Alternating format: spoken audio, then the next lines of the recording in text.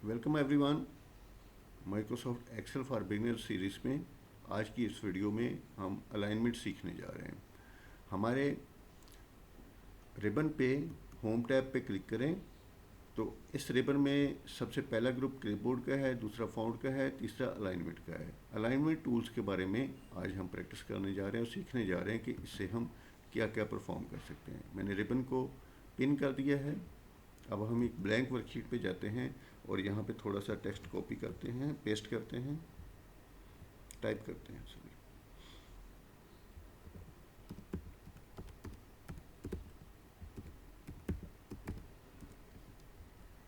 ये मैंने the analytics coach को टाइप किया है और इसको डिफरेंट सेल्स में टोटल 5 मरतबा कॉपी कर देता हूँ। टोटल 6 मरतबा हमें ये चाहिए।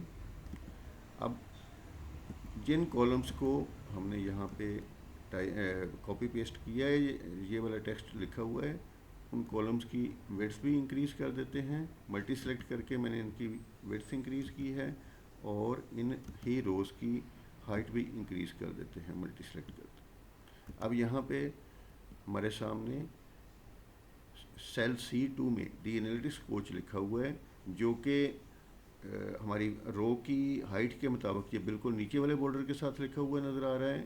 और अगर कॉलम की विड्थ के हिसाब से देखें तो ये लेफ़्ट कॉर्नर में बॉटम पे लिखा हुआ नज़र आ रहा है।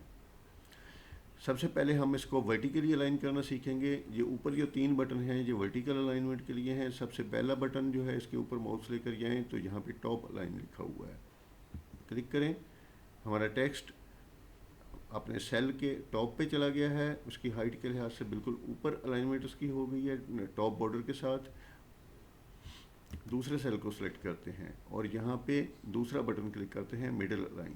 मिडल अलाइन जब जैसे ही हमने क्लिक किया है तो हमारा टेक्स्ट अपने सेल के बिल्कुल सेंटर में आ गया। इसके ऊपर और नीचे दोनों तरफ स्पेस बराबर की है। ये वर्टिकली मिडल अलाइन हो चुका हुआ है।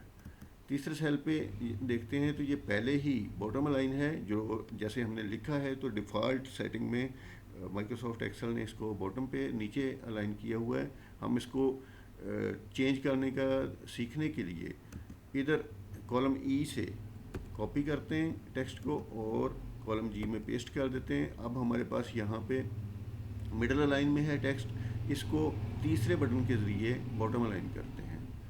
तो अब हमारे सेल में टेक्स्ट जो हमने पहले मिडल वाला सेलेक्ट करके कॉपी किया था, उसकी अलाइनमेंट चेंज हो चुकी है और अपनी रो की हाइट के लिहाज से वर्टिकली ये बॉटम पे अलाइन हो चुका है।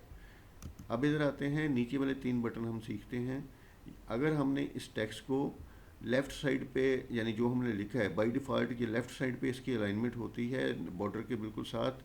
अगर हम इसको चेंज करना चाहें, अगर ये अलाइनमेंट लेफ़्ट साइड पे ना हो तो जो पहला बटन जो है इसको दबाते हैं तो ये लेफ़्ट पे हो जाती है। लेकिन क्योंकि बाय डिफ़ॉल्ट लेफ़्ट पे था इसलिए इसमें चेंज नहीं आएगी।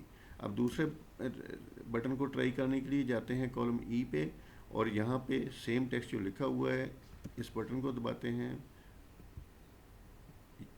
सेंटर अलाइन, सेंटर जो कंटेंट है ये, तो इसको जैसे ही हमने सेंटर अलाइन वाले बटन को दबाया तो हमारा टेक्स्ट हॉरिजेंटली सेंटर में चला गया है। ये हमारे सेल की या कॉलम की चौड़ाई के लिहाज से सेंटर में अलाइन हो गया है। हमारा कॉलम जी में जो टेक्स्ट लिखा हुआ है इस पे तीसरे ऑप्शन को चेक करते हैं। तीसरी ऑप्शन हमारी है अलाइन राइट। हमारा लेफ़्ट साइड पे टेक्स्ट लिखा हुआ है, इसको राइट साइड पे अलाइन करना चाहें तो ये तीसरी ऑप्शन इस्तेमाल करेंगे। ये राइट की तरफ अलाइनमेंट हो गई। अब इसी तरह ये दोनों अलाइनमेंट्स को हम मिक्स भी कर सकते हैं।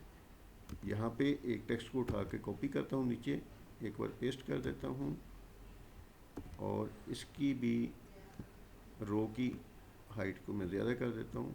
अब यहाँ पे ऊपर से हम जो 3 बटन वर्टिकल अलाइनमेंट वाले उनमें से भी मिडिल को दबाते हैं और नीचे से भी मिडिल को दबाते हैं। तो इस तरह से हमने अपने टेक्स्ट को वर्टिकली और हॉरिजॉन्टली मिडिल में अलाइन कर लिया।